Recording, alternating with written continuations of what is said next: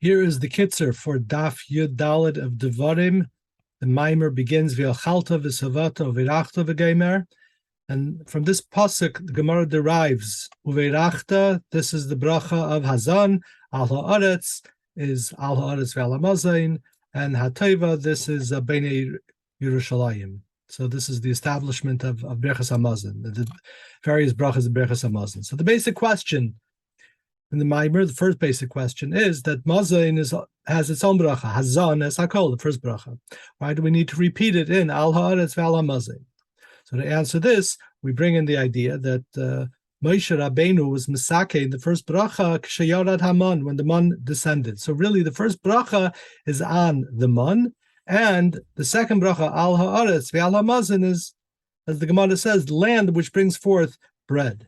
But if that's the case, so why do we need to say the Berachas Hazan today altogether? What's the relevance? So to understand this, we have to go into the inyan of man, and to understand the inyan of man, we have to go back to Tehyu and Tikun.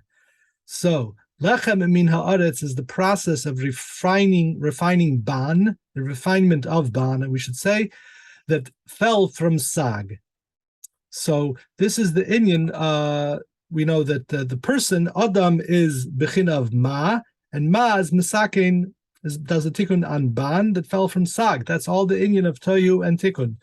Tehyu is the level of sag, and the person is on the level of ma, and it comes to malchus of atzilus, which is the level of ban, and that's the avoid of birurim.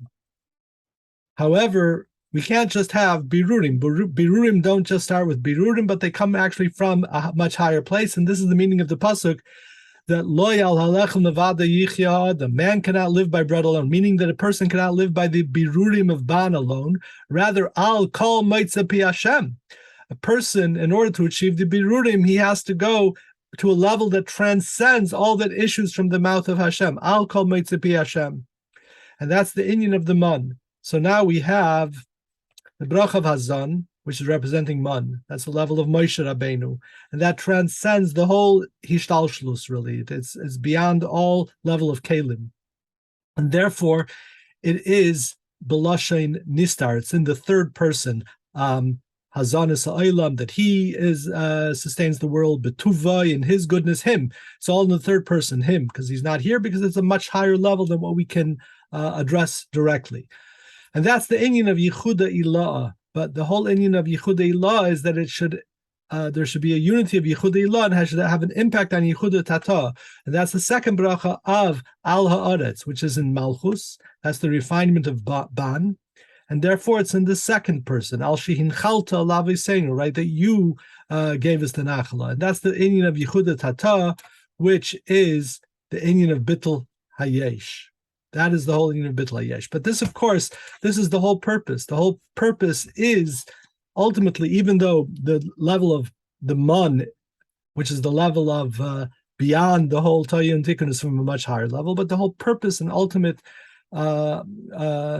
idea is for us to be mevared, to have Bittul Hayesh down here. But the power that we have for Bittul Hayesh down here comes from the higher level, from the level of Yehuda Ilah. So it's not as if we're just doing this Bittul Hayesh on our own, but we have the inyan of the Yehuda Ilah from the first bracha, which is the bracha of Hazanas Hakel, from the level of Moshe Rabbeinu.